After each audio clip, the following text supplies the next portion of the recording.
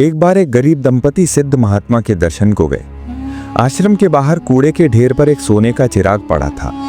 जिज्ञासा हुई, उन्होंने पूछा, महाराज ये सोने का चिराग कूड़े में क्यों पड़ा है? महात्मा मुस्कुराए और बोले, ये कोई साधारण चिराग नहीं है। ये 4 इच्छाएं पूरी करता है, पर बहुत खतरनाक है। जिसने भी इसे लिया आखिर में यहीं लाकर फेंक गया। दंपति घर लौटे तो चुपके से चिराग उठा लाए।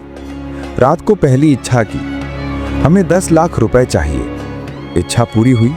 दरवाजे पर दस्तक हुई। एक अजनबी ने बैग रखा और चला गया।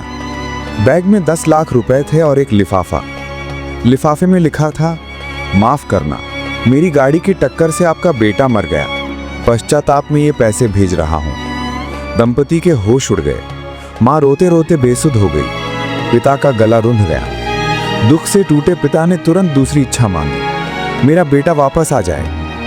कुछ ही क्षण में घर की लाइटें जलने बुझने लगी। कमरे में अजीब अजीब आवाजें आने लगी। डरते डरते उन्होंने दरवाजा खोला। उनका बेटा प्रेत रूप में, विकृत और डरावना, उनके सामने खड़ा था। दोनों चीख पड़े। तीसरी इच्छा फूट पड़ी, मेरा बेटा मुक्त हो जाए, उसे शांति मिले। सब शांत हो गया।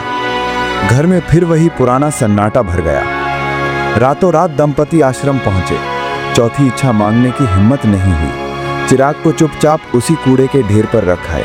कहानी सुनने में काल्पनिक लगती है, लेकिन इसका अर्थ बहुत गहरा है। हमारी इच्छाएं भी तो ऐसी ही होती हैं, अधूरी, अशुद्ध, लालच से भरी। मन हमेशा उस चीज के पीछे भागता है जो उसके पास नहीं है, और जो पहले से है उसकी कद्र नहीं करता। श्री कृष्ण गीता में कहते हैं, काम, क्रोध और लोभ ये तीनों नरक के द्वार हैं।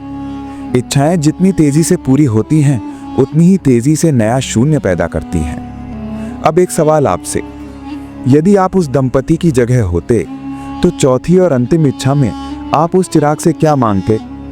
जय श्री कृष्ण।